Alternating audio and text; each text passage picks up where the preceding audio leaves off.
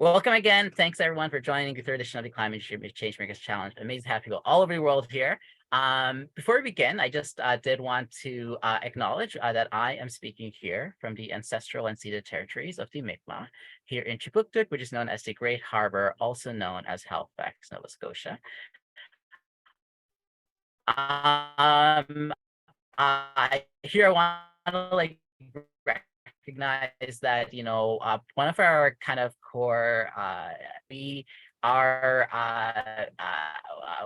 we owe so much to the indigenous ancestors of the Americas in particular, who have been here again for generations.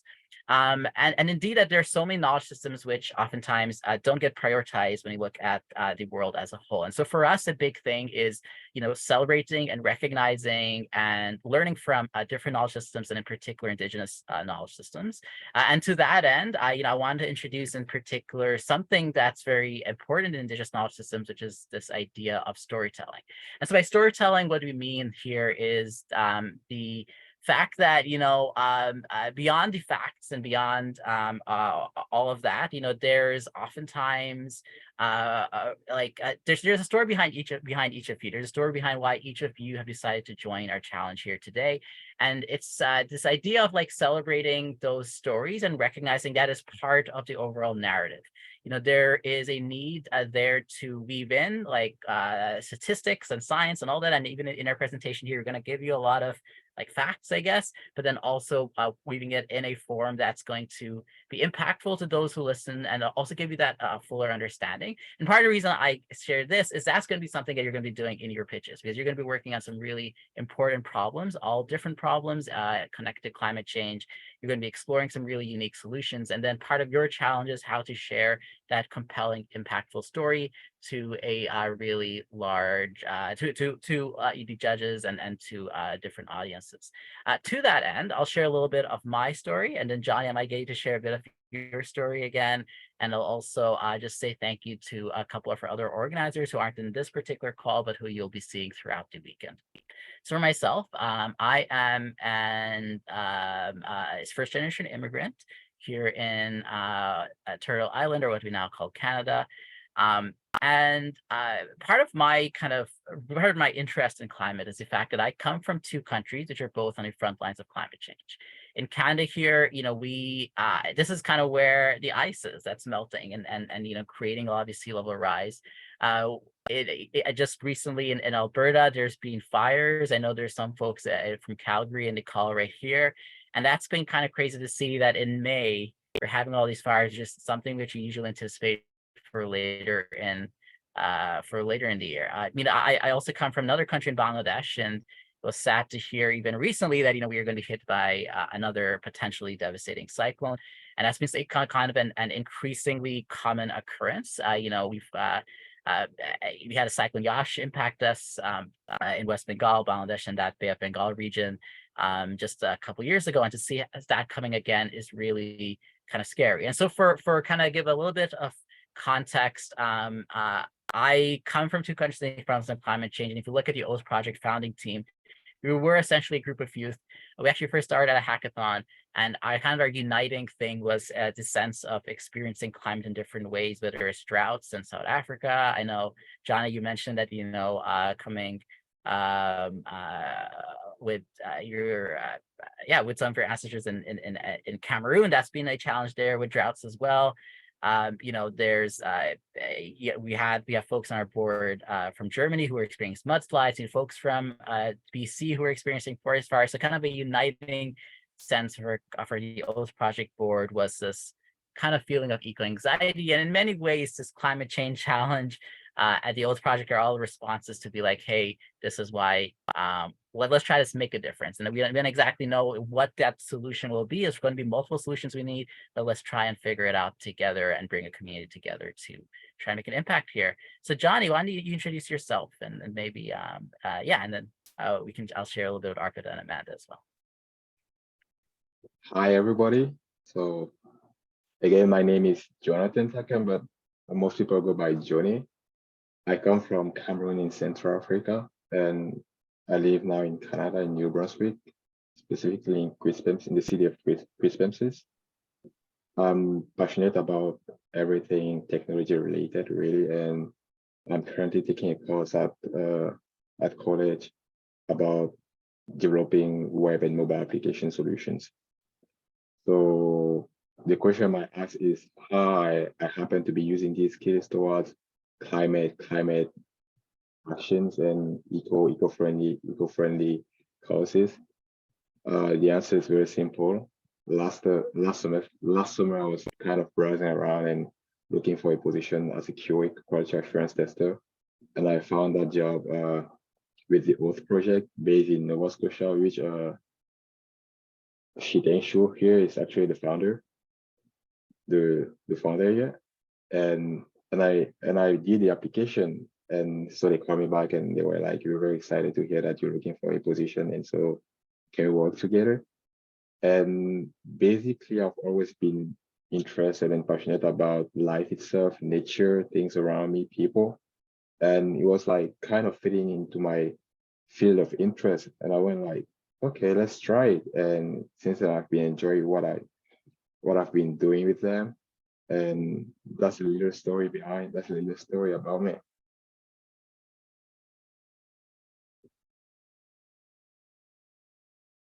I was unmuted there.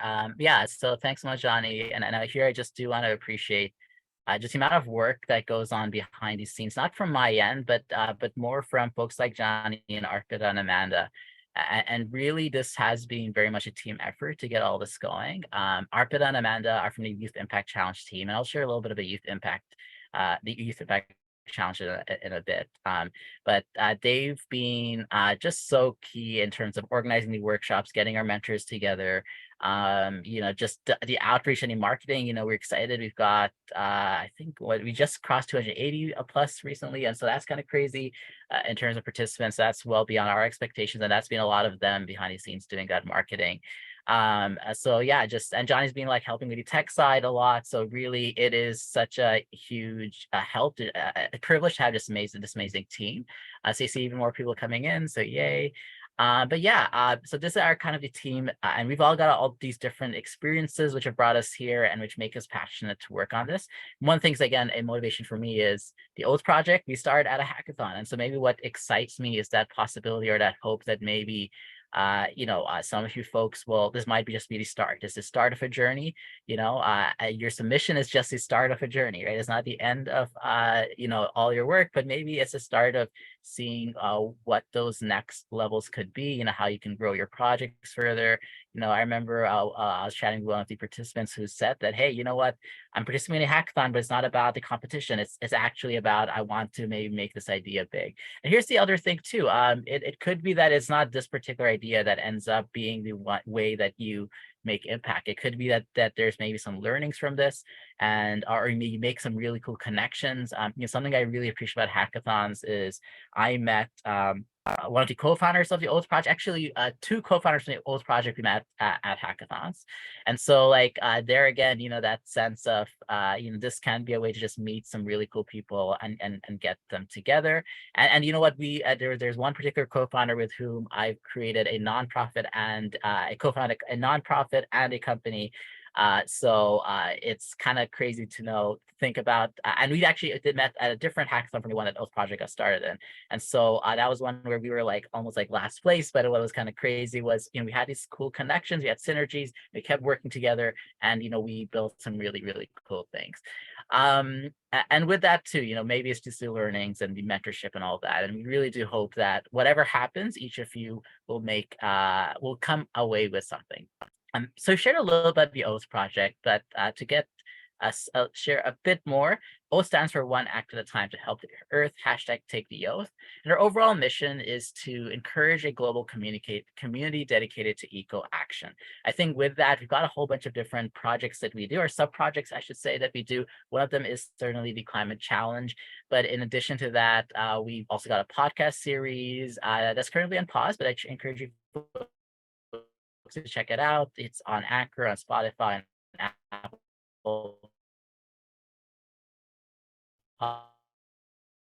podcast. Schools are making a difference for climate. We started with like this pledge series where we encourage people to pick at least one piece of litter each day. It's kind of a small thing. It's more than even it's than just the I think it's the thought that the addition of everyone's impact, everyone's contributions adds up to something, and more than that, there's also mindset when it comes to like picking up one piece of litter. So there's a pledge there that's been signed by over 50 plus people now, which is kind of crazy to see. And so yeah, so I mean that's a growing organization. It was recently cool. Kind of some cool news is we were very recently announced as the award winner for the 2023 Canada SDG Youth Award for Environmental Action and Sustainability. So I'm very, very excited for that. The Youth Impact Challenge, and I serve as the executive director of the Youth Impact Challenge, and they're the folks who in particular have been our kind of core funders for this particular project. So they're an amazing organization, which the goal is to help youth turn their ideas to action and to support youth specifically with resources, mentorship, networking, financial support as well. So we have other competitions in the summer. We're going to have for anyone based in Canada, we have a summer competition where we, through like a few different rounds, we give out over 50K in prizes and stuff. And so I encourage anyone on the Canadian side to check that out. And our goal ultimately there is, how do we help create projects making social and environmental impact? Or I should say, we don't create them. How do we help youth create these incredible projects making social and or environmental impact? And yeah, so that's been an incredible organization to be a part of. And then we've got EarthNet. So Johnny, you worked for EarthNet pretty much all of last summer. Do you want to share a little bit about what EarthNet is? So basically, EarthNet is kind of we see EarthNet as the future LinkedIn of eco actions. What we mean by that is we're trying to create a place where communities can gather to think about eco actions, so eco-friendly solutions. And the team behind is an amazing team. I've been working closely with the dev team, with Rick and Dara. Eventually, I've been learning a lot. So basically, we're trying to develop a website with hubs on the different interests of many people around the subject. Like, let's say you're interested in how to implement better technology for solar energy. That will have a hub. That will kind of have a hub where you can gather with as many people around the world who are just as interested as you. So that's what we've been trying to do. I have to say that we're facing many challenges. I mean, on the development side of things, because we need more people to be involved in this, and we also need funds, like funding for the project. But we have good hope that we carry the project further, and everything will be all right on our side. And so that's been actually, I appreciate you sharing that, Johnny. And that's one thing I'll share, folks, is the journey of developing innovations and impact isn't easy. And really for all our organizations, figuring out that funding piece has always been a key part of it. One of the things we encourage teams to do is actually is to think about not just here's a cool technical solution, I built all this code, isn't that cool, or I built this engineer thing, is that cool, but also think about that sustainability side and how are you engaging with stakeholders, how are you keeping it going, how are you thinking about things like keeping your team supported and all that kind of stuff. And so I think that's been a part of our journey. And it's been cool to also reflect on, even despite those challenges, EarthNet now has 1,600, I believe. We just crossed the 1,600 mark recently in terms of users, 600 users, close to 500 organizations that are on there. And we're increasingly trying to boost the project side of things. So our goal in many ways is eventually want to create a directory of all these different climate action stuff that is happening. And that's where too, for you folks specifically, and I've shared this on DevPost a bit, but I folks are encouraged to still post on DevPost and share their stuff. But like the place where you submit is actually on EarthNet, and so I encourage guys to check out the EarthNet platform. We're giving specific instructions on that submission process later as well. But yeah, EarthNet specifically, there's also like AI that's currently being experimented with to help you build your project submission. So maybe if you give a little bit of information, it helps you kind of word it in a more effective manner.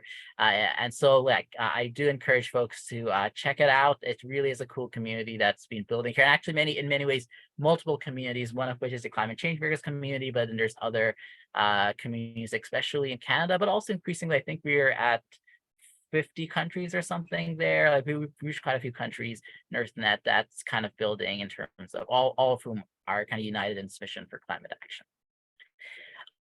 And here too, I want to acknowledge just others who are supporting us in different ways. Later today, I really, really, really strongly encourage folks to come to this. I know there's a few folks here who are coming to their second kind of version of this presentation. And so you maybe, this is like a lot of repeat information. If you want some new, really cool stuff that would be so valuable for your projects, check out the 3 p.m. EST kind of workshop that's going to be run by Jordan. And Jordan is one of the leads at Surge Innovation. Surge is an organization exploring ocean technology in the Nova Scotia region, and they're going to be sharing their workshop on how to create an effective value proposition. And what it really at the core means is, how do you articulate an effective problem statement? How do you think about the engagement of different stakeholders? And how do you ensure that whatever you are thinking of creating, whether it's a nonprofit or a for-profit or any kind of innovation, maybe even art, how do you make sure that that's going to be reaching or is going to be bringing value to a large number of stakeholders. I also want to share just a lot of appreciation for Knowledge Society. They were huge last year, both in terms of helping with our marketing, giving some mentors and judges, and we're still working out some details, but they've shared that there might be some workshops and stuff, kind of recorded workshops. They won't be necessarily doing workshops on the weekend, but there might be some workshops that they're open to sharing to the climate change makers community. It might not necessarily happen by the deadline per se, but it might be something where folks have access to some resources after, and that's still being worked out. But the one thing that they are definitely contributing, which is really, really appreciated, is just their support on the mentor judge side, and they've been really, really huge on that. I also want to appreciate Ocean Bridge, and Ocean Bridge is actually one of the programs which, after we started Hackathon, they helped develop the idea further. It's a kind of a program that is run by OceanWise. OceanWise is the kind of the parent organization. Ocean Bridge is the youth program that it runs, and it brings youth all across Canada who are interested in particular, ocean conservation, but also climate change and environmental work in general. And they are trying to steward the next generation of ocean and climate leaders. And one of the things that they're helping us with is to try and figure out what's next. So what I mean by that is, one of the I kind of in the past, we've been very we take a lot of pride and a lot of participants sharing that the hackathon has been a good experience and has made a lot of impact in different ways. But then kind of the consistent feedback we've gotten is, well, now I've got the idea, how do I take it further? And so what Ocean Bridge is maybe trying to help us with is that consideration of what does it look like to kind of go and do next steps with to try and figure out. So very, very appreciative of just some of our other partners as well. And of course, you folks, thank you, because you're here. You've given up chunks of your weekends to come up with different ideas for climate. I'm going to be honest, you know what? We've got, what is it? $3,000 in prizes. It's not a crazy amount of money, right? Like, and so the reason I share that is, at the end of the day, the reason why you're here is because for different reasons, you're here for the climate. And I so appreciate the fact that you're giving your time, that for folks who are in this call, that you've made the effort to be in this call as well. And I do hope that in different ways that, we can yeah, like we can help you in your folks' journey to spark some kind of like different really incredible innovations. And with that, just here's a little bit of a reminder. Climate change is real and it's here. Here's like a stat that's kind of crazy and kind of basically to interpret this. Temperatures have really been increasing, and people say the Earth is warming. It actually very much is, and it's kind of crazy to reflect on how we've yeah, it's there's been just this huge spike in recent years. Something that's kind of crazy as a stat to reflect on is the fact that the last 9 years of the highest recorded temperatures globally, or surface temperatures globally, on the planet, when you look at averages, has been in the last decade. So basically, we've been setting records and records and records and records and records in the last little bit, and very likely that's going to continue. And so that's kind of scary to think about. We really are warming at an alarming rate. We're seeing those climate impacts. We shared about how we have forest fires in Alberta. Right now we've got these cyclones happening in Bangladesh. We've got, I was chatting with some folks who are participating in our challenge from the Caribbean, who shared about the devastating impacts that that's having in terms of sea level rise in those regions. And so it really is kind of crazy to reflect on this new reality that climate change is very much, it's not just something in the future anymore. It's very much here. It's impacting our lives, and we really need to think about how we're going to deal with this and also manage and adapt to some of the challenges and issues that we see. But here, there's reason for hope. There's this great quote from Greta Thunberg: when enough people come together, then change will come and we can achieve almost anything. So instead of looking for hope, start creating it. And that's where your real work begins. And that we'll never, ever give up. And I think that's exactly what you folks are doing. You're creating hope. Like literally, as you develop your projects and you create your projects, you are in different ways giving the world hope. You're addressing these issues at a global level, at a local level. And by the way, I'm going to encourage folks to really think local when it comes to their projects. Our winning innovation last year was this incredible project from Pakistan that very much was like a local innovation first. And it was based out of Karachi. And so just think about how you can make an impact even locally, and you change the world by changing your community first in many ways.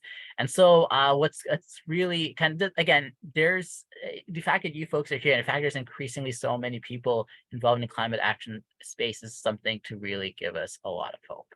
I think here too, I love this quote. It's from a previous mentor of ours from last year, and then she's actually going to be a judge for us this year, which I'm really excited about. The incredible Judy Green.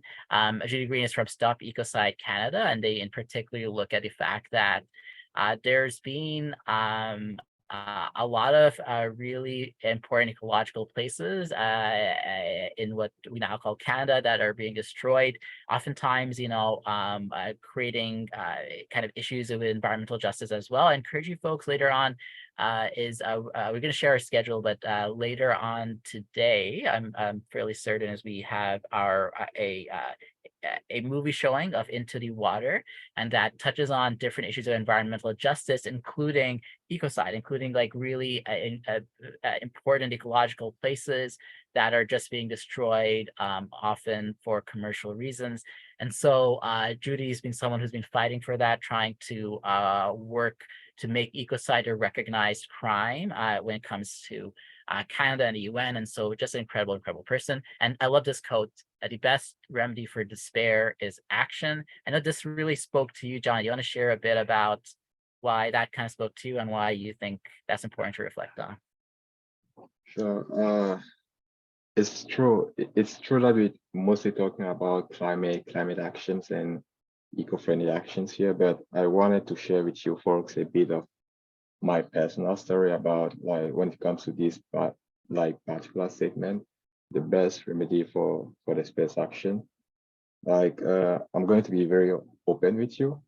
I just turned 19 recently, and you have coming to that age, you have that transition that has to happen between you being a teenager and going to the adult life. facing real life and its many challenges. And sometimes, I mean, from my particular experience, you don't know, like, you don't have a particular map. I mean, in a world where everything seems to be changing and evolving so fast, those solid foundations we used to have, like, just seem to be breaking apart, and you're kind of looking for a map, you're kind of looking for answers, you're kind of looking for your role in the world, you know, what you're going to do, and uh why you want to do it, and who you're going to do it for, you know. And you're kind of looking for those many answers. You're kind of trying to do something with your life, and you know something has to change, but you know you don't know where the change has to come from. I mean, at the beginning at least. And it can be the worst situation, to be honest. You can find yourself stuck in, like, having that uneasy feeling that your life is just going by day after day, and you're not doing anything specific about it. You're not doing like anything worth it. And lately, I've been like kind of reflecting on that, kind of reflecting on the future, kind of reflecting on how I can do something really to help the world around me, to make a significant impact on the world, you know. And really the best, you have to know what you want. You have to know who you are, what you want, where you come from, because you cannot take action if you're not aware of those things. And I feel like many of us sometimes forget about it. And you have really to think those things out. You have to say, hey, this is what I want to do in my life. This is how I'm going to do it. You have to have that specific plan in head. And when you get those like right, then you can start taking actions towards your plan confidently. And when I've done all that personal work, because it's also a journey of self-development, where you get to know yourself, you get to know the world around you, you get to know what life really is, because all this is just part of life, right? But sometimes we like kind of thinking, hey, why it happens to me? There's nothing I can do about it. No, I mean, as long as you see it as a learning process, as long as you try, I really like that story from Newton. The guy was sitting like down beside a tree, and an apple fell on his head, right? And at that particular moment, it could have been like many of us are just an apple, you know, but he was like kind of trying to learn. He was like kind of questioning the fact that the apple fell on his head. And it was like, why did it fell at that particular moment? And the story tells that's how he came across the gravity law and all those great laws we know today in physics, right? So you have to be in that kind of mindset, in that kind of spirit, always trying to learn from everything in life. What can I learn from that butterfly flying around me? What can I learn from those cars on the road? What can I learn from climate changes? What can I learn from pretty much the simplest things in life? And so the point I'm trying to make with that, when you're in that mindset, you know, you get to learn yourself. You get to learn the world around you. You get to accept like those things that happens to you, even if they're not like what you truly want right now, what you were expecting. And you learn from them. You take the good, what's good from them, and then you can start taking action towards your life goal. And when you start taking action, you start having that feelings that you're actually doing something worth it, that you're actually not existing in the world, but you're actually living. And I say that why? Because for me, I had that feelings where I wanted to live, not just to exist. And I knew what was living before. What I mean by that is when I was 12 years old, for the story, my dad like kind of gave my first personal computer, and I was in love with it. I was in love with computer science. That's when I discovered that computer science was actually what I wanted to do in life. And I remember that whole summer I spent every day from the morning to the evening just learning HTML and CSS. And being that young, I was like kind of feeling alive, and then with time I kind of lost that sensation. And now I was kind of I really want to feel that again. You know what I mean? But then when you start taking action towards what you really want in life, you have that confident feeling that you're living, that you're going somewhere. And it doesn't mean everything will align with your goals, that everything will be all right, that you won't come across failure. That's not what it means. I mean, failure is part of the equation of success, and you have to understand that. Sometimes we kind of think they are two different equations, that we have the equation for failure and success, but it's false. Failure is just part of the process. If you take like your failures and you try to learn from them, you're definitely going somewhere. You're definitely going somewhere, and you will have that strength to move along your path with confidence. So that was just a little story I wanted to share with you. Is really, if you feel like me at some point, I don't know what age you may be, where you may be in your life, but if you never felt like that, or if you're feeling like that, really, you get to know who you are and what you want, and start taking action toward those things, because that's what's really important in life. Being sure that every day that you spend every day towards something you really want to do, and that you don't go to sleep with that uneasy feeling of leaving something you truly want to do undone. So that was just a little story. I hope that will motivate us all to move forward. Thank you so much, John. You're such a motivational speaker. I'm getting chills. Like, that's so cool. I really, really, so many important lessons. The importance of learning, always being open to learning, and just, hey, take his experience. You know what? Failure doesn't mean failure. Like, whatever happens in this hackathon, you know what? If you learn something, that's great. If you made a new connection, that's great. If you connected with a mentor, that's great. If you had a chance to try an idea and realize, hey, that idea has no legs, well, then there's a learning there, right? There's something you took away. So just thank you so much, Johnny, for sharing that. I'm going to challenge you that, hey, I don't think you need to know and have it all figured out to make action. I think a lot of impact can be made in the journey of discovering what it is. I did a presentation recently, and it was, again, more on the motivational side. I was talking to a group of young people who were trying to figure out what they were doing in life, and I started basically saying, like, I have no idea why you asked me to talk, but I'm figuring that out as well, right? And maybe that's part of the journey, and maybe that's part of the story, is that we're all figuring out how we're going to make that impact. And I really hope that, what I love even chatting with some of you folks is talking about, some of you are exploring different career shifts, and you're maybe exploring how you're going to be a UX designer, and this hackathon is a way to maybe explore that skill set a bit. Or maybe you're just starting. I've chatted with some people who have done other stuff, but they're just wanting to get into climate because they feel that sense of wanting to do something. So that's why they're here. Thank you, Johnny, for sharing those inspirational words. And I do hope that gives a little bit of motivation, folks. If I can actually say, I was chatting with your team recently, and one thing we said is we don't actually care about the quality of projects that we get out of this as much. What we really care about most is if we can somehow put in people that spark to continue their journeys, and just be those impact makers, right? And if we can just help kind of burn that fire a bit more, help create the spark and keep that spark going, then that's our motivation. It's not so much about the project, it's about the people. It's about the folks who are in this call, who are part of our participant or hackathon. And this is where you all come in terms of like making a difference.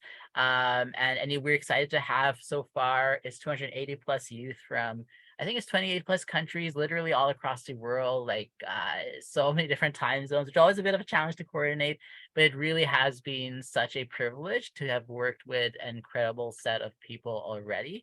And just we have so much appreciation to all of you.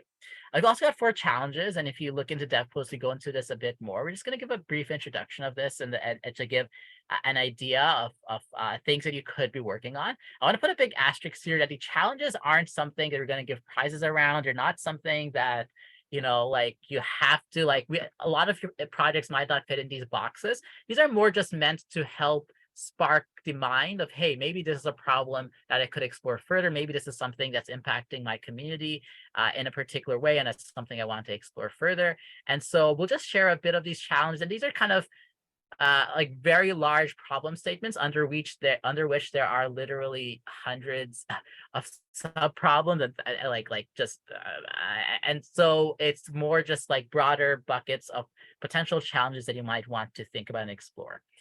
First of all, around adaptation. If you chat a bit about this already, and the fact that, we are increasingly in a world where climate disasters in particular are becoming a very real fact of life. Things like sea level rise need to be accounted for. So when we have all these situations, right, so the challenge is to think about how do we adapt our world. So if we are in a world where we're already seeing a world where we are getting record temperatures, and for sure we want to mitigate climate impacts, and by that I mean we want to reduce carbon dioxide and eventually maybe get to a point where we can normalize our temperatures a bit. But then at the same time, we need to think about if for at least for a while we're going to be experiencing these things, even in the most optimistic projections, it could be that we'll be experiencing these different climate impacts for a long time. How do we adapt to that? So here's like a couple stats to think about. There's going to be 216 million climate refugees. That's a more conservative estimate. I've seen estimates up to 1 billion within this century. How do we accommodate for that? And how do we create political systems that can even think about that? What's interesting, by the way, that climate refugees is not a legal term. It is a word that's used by a lot of scholars and people, an academic term. However, there's no legal status if you are a refugee because of climate reasons. If your home got destroyed by a natural disaster, there's no legal way that you could come to Canada or any other place. So is there action around that that we want to consider to either make homes more resistant or to create mechanisms by which different populations can more easily go to safer places? Or is there are there ways that we can somehow reduce the impact of these different climate scenarios that we're challenged with? Another one that's very personal to me, in Bangladesh alone, 17% of the country will be underwater by, I believe it was 2050, which is kind of crazy. That's only like 30 years, less than 30 years. And then there's other countries, for instance, in the Caribbean, I shared, which will be even more underwater. And so like thinking about how those like real realities. My diversity challenge, do you want to introduce it a little bit, Johnny, and then I might share a bit more after as well.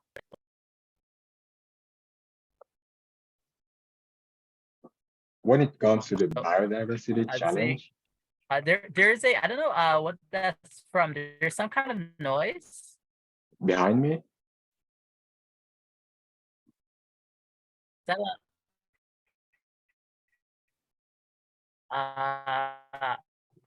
is there a participant who's unmuted? Okay, all right. Okay, there you go. Okay, I think it's all gone. Johnny, do you want to share a bit about the biodiversity challenge Yes. at a very high level? A short introductory note here is that really, when you think about nature and the world we live in, you realize that nature doesn't repeat itself, and so you have to think about it when developing eco-friendly solutions. As human beings, we all share like needs in common as a species, and on the other hand, as individuals, we all have our own individual needs, right? And so the same is true for other species as well. Ecosystems share the same definition as a whole, but have their specific needs and conditions to function as sole units. So the idea behind the biodiversity challenge is to kind of think in that direction. Whether you develop a locally located solution or a global solution? How will it impact local community and communities abroad? What is the impact, positive or negative on ecosystems? How will it impact and change the life of future generations? So, and now you can ask the question, why is biodiversity important for limiting climate change? Again, speaking about nature, it does nothing incoherent, right? But everything is always coherent and well thought. So consider, for example, when us as human beings produce greenhouse gases, around half of that emission is left in the atmosphere, right? While the other half is absorbed by the land and ocean. But what happens when we destroy the ecosystem? The ecosystem not allowing them to do their job. It just like kind of break a balance created by nature, leading to all the changes we've been witnessing in the last couple of years when it comes to climate change. So maybe I'll leave it to Roy to share some stats about it. Yeah, and maybe on that note, I had a chance to visit the Amazon recently, and it was one of the most incredible moments of my life. But it's that just a reminder, here's this incredible ecosystems. It's kind of one of the lungs of the planet that's cleaning so much carbon dioxide from our atmosphere. And it's I also saw some of the destruction that's happening in that region, and really so many different ecosystems across the world. Something that's also on that note of kind of the connection of climate adaptation and biodiversity, you look at the importance of mangrove forests in terms of creating or mitigating a climate impact. There's actually, I saw an image, I believe it was from Florida. I know we have some participants from Florida, and it was showing how there was one community that was next to a mangrove forested area. There's one community where the forest was cleared, and to see how the hurricane impacted the two different communities so differently was just really eye-opening. And so a mangrove forest can be a really important barrier to kind of storm surge and like hurricanes and all that kind of stuff. And so thinking about had that connection of biodiversity to all those other themes. In terms of some other stats, we have this parallel biodiversity crisis that's alongside the climate crisis. As the climate warms, we are looking at a situation where an increasing number of animals will be losing their habitats. There's millions of species that are at risk. 4% of mammals, for example, will lose their habitat if we warm by 1.5 degrees, which is kind of the most optimistic estimate. That's going to like double if it's 2 degrees. If we talk about 3 degrees, which is kind of where the world is heading right now, if you don't make some drastic change, we're talking about half of mammals losing their habitat. Something that's even crazier is these coral reefs. And there's been destruction of coral reefs all across the world. This shows like how much coral reefs are already destroyed. But then what's kind of crazy is also looking at reflecting that if there's a 3 degrees increase, then we're basically looking at 79-90% of coral reef destruction. And even right now, there's it's almost looking a lot of your research when you look at potential climate impacts is indicating that coral reefs are probably one of the most at-risk things, and it's maybe one of the situations where it's the hardest to reverse. So it's really, really important to like thinking about those valuable ecosystems. So whether it's under the ocean or on land, there's just so many important biodiversity ecosystems that we need to think about. On the capacity challenge, what's really key to think about here is what we mean by capacity is the idea that we need to develop the human workforce. We need to develop climate leaders. We need to develop youth. We need to educate people when it comes to climate issues. There's still parts of the world where climate change isn't necessarily taken as seriously. So how do we change that mindset?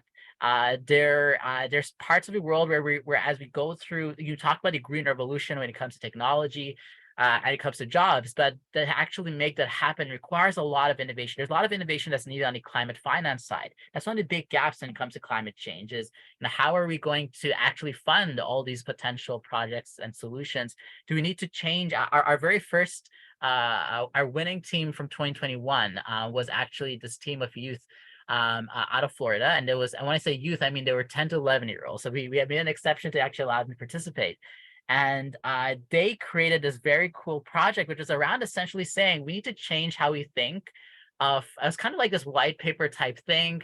That was kind of reflecting on how we need to change incentive and financial systems to basically reward environmental action more. And it's just like this brilliant thing. It's like think of 10 to 11-year-olds basically thinking of like new ways of kind of like this new eco action based money system that they were developing. And so again, how do you encourage those positive behaviors? How do you make corporations get in line, right? Like there's some real how do you get governments to actually think about this stuff? People talk about co-op, which is the Conference of Parties. It's kind of scary that the next co-op is in the United Arab Emirates. And so the Conference of Parties is where the UN's countries are supposed to come together and kind of make commitments and demonstrate their action on climate change as a unified group. Consistently, there's always just various issues when it comes to different countries not getting on board. It's very hard sometimes to get countries to understand the importance of climate change. Here too, we need to think about the fact that, there's justice considerations here. Is it fair to put the same standards for, let's say, emissions in a developing country versus a quote unquote developed country? I'm going to put quotes there because those words themselves have a lot of connotations as well. And, so whether, and so, or some people, so when you look at, let's say, the global north versus the global south, are we putting them at the same standard for global emissions, especially when they're trying to develop their economies and get their populations economically successful? And so how are we going to balance all these considerations? The capacity is a very big challenge. This is also where basically the Oath Project does its work. It's where Earthland does its work. It's where the Youth Impact Challenges work. All of us are in the process of developing innovation and the leadership and basically the human potential that's needed to actually get action to happen. Then we've got technology challenge. Do you want to share a little bit about that, Johnny? I might stop the screen share here because we're going to screen share a couple other things. So I'll get that ready while you talk. So the technology challenge. Are you muted? You might be muted again. Oh, yeah. Right, I can hear me. Yeah, perfect. Yeah, go ahead. Okay, so when it comes to the technology challenge, I want to start by saying that I feel like the word technology itself has taken a single meaning in our lives today related to computer science. So first, I want to put things in the right context. For a long time, well before the arrival of, it has always been the case, and that's well before the arrival of computer. We are always been as a society and in human history been evolving and making progress by the meaningful use of technology. And when once think about it, you realize it's actually like the commonest thing around. Think about it this way. When a problem arises, I want to go from this country to that country, and the only way is through the sea, right? So what do? We create boat. At the time, there were no motorized boat, but still it was like a technology advance, right? And when it comes to the proper use of technology for environment, long ago we used to travel with horses and everything, with horses or with animals, and then we made a trade, right? So we decided, hey, look, actually there's too much inconveniences with kind of going from one place to another with horses. And so we decided we need like a more efficient way to do it. And we traded horses for cars, right? But we gain many advantages as safer and faster trade, but also created more pollution for the environment. So technology itself has nothing bad in itself, but when it comes to making like use a good use of it. But once when you think of developing solutions for the planet, you have to think of how can I use it to be sustainable and eco-friendly. And that's just my point on the subject, really. Yeah. Uh, Thanks so much, Johnny. Yeah, and so I love that lesson of technology is a tool, right? It's not good or bad. It's how to use it. Whether it's software technology, AI is coming, and we hear about what's going on with Chat GPT and just the fact that there's AI increasingly being used in all sorts of stuff. Perhaps we have teams who are exploring, how do we use AI to deal with various climate issues, and so like to do that, it's just there's a lot of considerations to keep in mind. Sometimes you trade one technical issue and then you get other impacts which are unintended. Horse carriage is a great example. When cars replaced horse carriages, we no longer had horse manure treated, which is a real big factor when it came to diseases spreading in communities. But then the opposite of that was basically you had a lot of pollution, air pollution coming in, and then that was longer term creating a lot of impact. So even with technologies, you have to think about how do we replace old technologies with new ones that are more effective. Equally, how do we ensure that we are thinking about those different risks that kind of come into play when you do that. Here, I really like this image here. Some of you might be familiar. It's the kind of cost of basically of solar panels and solar energy, and how if you see the yellow line, the cost of solar panels is reducing. Also, the amount of capacity and power generation is increasing, which is fantastic. Now, the question becomes, how do you increase the adaptation of technologies like this? Also, how do you consider the fact that, solar panels may look great, but then at the same time, there's side effects, for instance, when it comes to the mining of some of the silicone and some of the materials that are needed to build. The challenge is a lot of different things that come into play there. The last two things I want to particularly highlight are the 4 lenses. And there's going to be workshops on each of these 4 lenses, as well as the actual workshops and the schedules itself. And also maybe the prizes. So there's 3 last things I want to get to.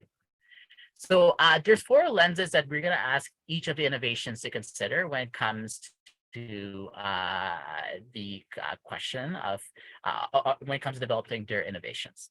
First is an equity and justice lens. And this is thinking about how your projects will impact different communities and also things like the broader ecosystems, especially thinking about how it might impact folks who have been historically marginalized from decision-making, like Indigenous and racialized groups. There's a great workshop that's happening today that I mentioned, where we're going to showcase Into the Water, which talks about environmental racism and injustice, and how do we think about some of those issues like climate change and its impacts. There's also a workshop that we're going to be doing next week around prototyping and employing a practical lens. What do we mean about practical lens? It means that, it's important to dream. It's important to have these big ideas of, hey, we're going to create all these changes. It's also important that we be realistic about this is what it's going to take to turn my idea into action. It might mean starting local. It might mean starting a bit smaller. It might mean that you're not going to change the whole world today. It means that you're changing your community today, or you're going to start to change that, and then showcasing a plan of action for how you're going to actually make those dreams realistic. So important to dream, also important to think about making those dreams realistic and grounding them into actionable steps. There's also a workshop that we're doing on two-eyed seeing, and two-eyed seeing is an Indigenous concept that was developed by the elder Albert Marshall, who is from Mi'kma'ki here in Nova Scotia. And what Elder Marshall really emphasizes is the idea that it is important, very important, to consider science and ensure that innovation and work that we do is grounded in science and Western science, and there's so much important learnings that we have from that. But then also to recognize that there's other knowledge systems, and in particular Indigenous knowledge systems, where knowledge has been accumulated over generations, that are really important to consider when it comes to implementing innovation. So this kind of the challenge here is to how do you make sure that you've done your research so that your innovations are based in science, and also have you considered how other perspectives, and particular indigenous perspectives, and how that might complement to create a holistic picture of your innovation. Intersectionality. So intersectionality is the idea that, you know what, even if you focus on one of these themes, it likely links to other things. You might be working on biodiversity, but biodiversity adaptation has a huge connection.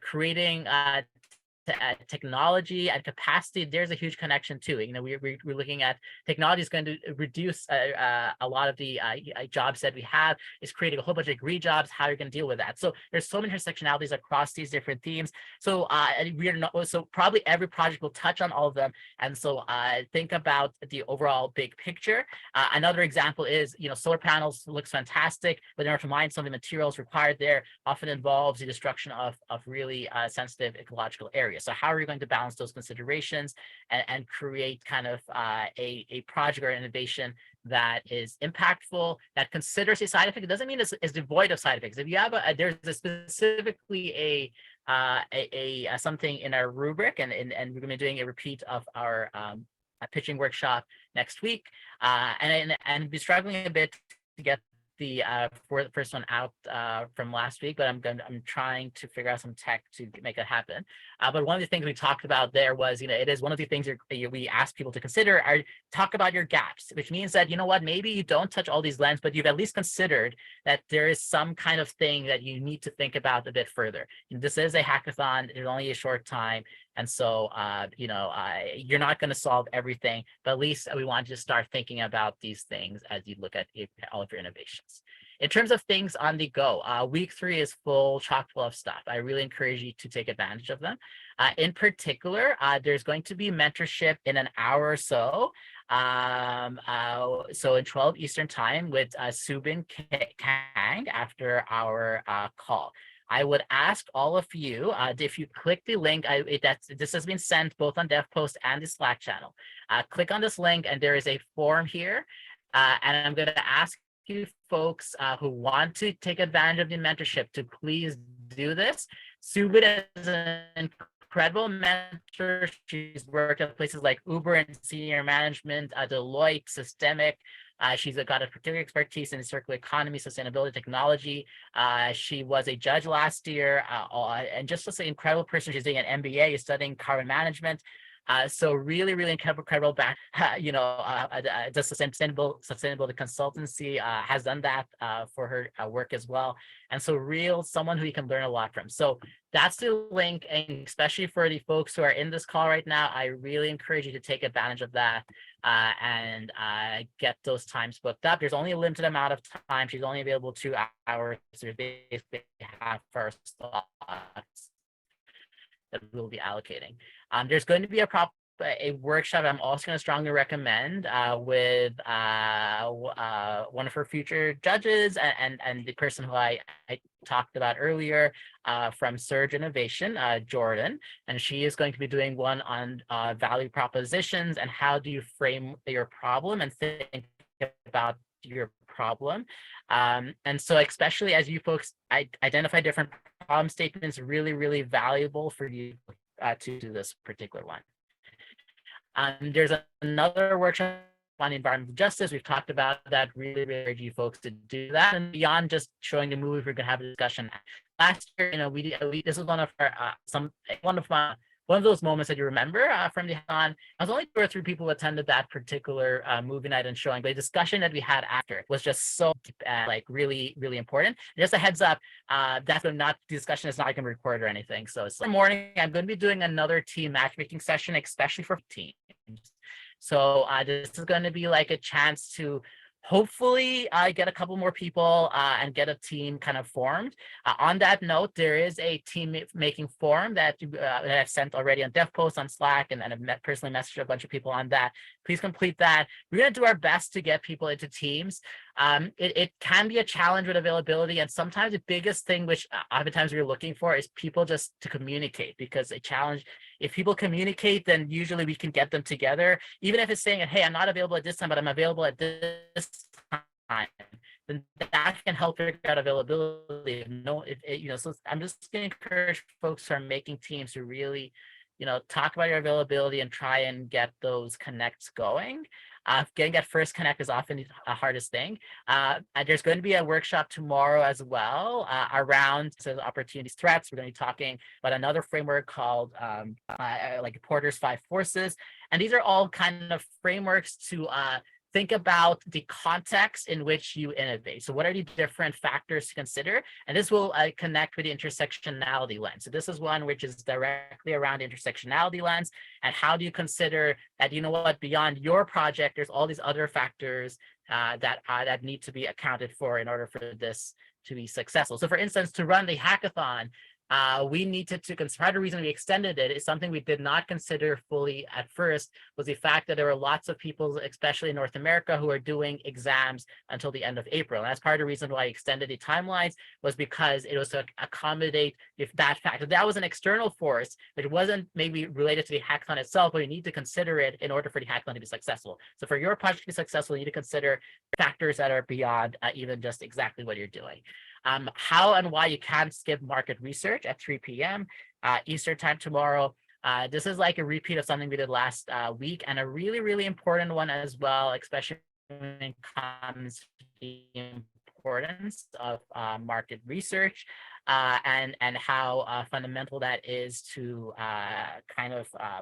really have successful innovations. You need to be talking with stakeholders and others to have any kind. Tomorrow at 8 p.m. Eastern is going to be kind of just a networking event. It was a blast doing a networking event last week. We had such a great time, and that's why we're just doing a repeat of that as well. So all of these things with stars are eligible for bonus points. The rubric is going to be shared again next week, and we did share it a bit last week. At least last year's rubric, there might be a couple of changes we make, but the rubric's out of 50. There's about up to 5 bonus points that you can get. You get bonus points for either attending a workshop. At the workshops, you're going to be given a code, and that code basically gets entered into a Google form at the end. So if you attend workshops, you get a bonus points. If you attend a workshop with stars, not for like our opening ceremony or stuff, but just the ones with stars, you get bonus points for that. If you're because that's basically where we see that you're engaged in learning outside of just the hackathon itself. If you engage in mentorship, you also get bonus points for that. It's another bit of incentive to really book that time. Don't just do it for the bonus points, do it for the mentorship, but it is a real that's hopefully a bit of incentive to get help with that push. And then also if you cross post on both EarthNet and DevPost, you will get a bonus point. So we're going to encourage you to still post on DevPost, even though that's not where judges will be looking at your project. But basically there's another bonus point there. So there's up to 5 bonus points that you can get, and people are really encouraged to take advantage of all of those.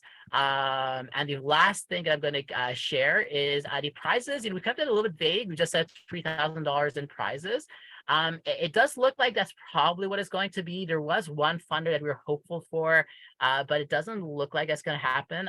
So it might just be 3,000. But I'll share with you the breakdown of what's likely to happen based on what happened in the 2022 version of our hackathon. And by the way, I just noticed that we have 290 plus people now, which is really crazy. So that's awesome. So that's another record year for us from a sign-up standpoint. I do wish we had a few more people coming into these workshops here. So R&D's kind of sessions that we do. And so that's something which maybe we need to think about how we can encourage and incentivize those further. But yeah, in terms of prizes, last year we had a grand prize about 800. We had a second place prize of 600. We actually changed up the initially intended amounts because there was such a close competition that we kind of spread it out a little bit more closely. We had best of rest prizes where the next 4 submissions got $400 in cash. And then we've got a mystery award, a public choice award, where basically people are encouraged to share their projects to different networks and stuff. So we're going to be sharing, we're going to be posting, people opt into the Public Choice Award. We post some of those projects onto Instagram. There's a hidden like count, which you won't see, but we'll see on our end. And folks are encouraged to share the word and be like, hey, I've been working on this cool thing. That's kind of where the Public Choice Award comes in. There's going to be more details on that and the steps for that that will be shared later. And the Mystery Award is something I won't get into detail, except to say that it's super secret and very cool and awesome, with a hint that, actually coming to these calls makes a difference. Actually showing your dedication, showing that you're engaged in different things, having a story of like, this is, if your Tita went through challenges and you stuck through it, and that's something that's reflected positively there. So it's just something where we gave 3 awards to just some teams which really stood out. They didn't get, they might not have won other prizes, but they showed the spirit that is needed to be successful innovators, and that's something that we really want to encourage. So that's the Climate Makers Change Makers Challenge. There's a lot of information there. I know we're just 5 minutes over our intended time, but I'll pause there. I'll offer some questions, and did just want to say thank you again to all of you folks from all across the world for being here. And yeah, it is going to be I'm very excited to see your innovations. So I'll offer some questions, and I see there's some in the chat as well, so we'll get to those. Any questions, folks? Feel free to raise your hand here, and I'm going to be pausing the recording at this point, so I'll stop the recording. Thank you to those who are watching the recording, and now for your questions for those who are just on the call.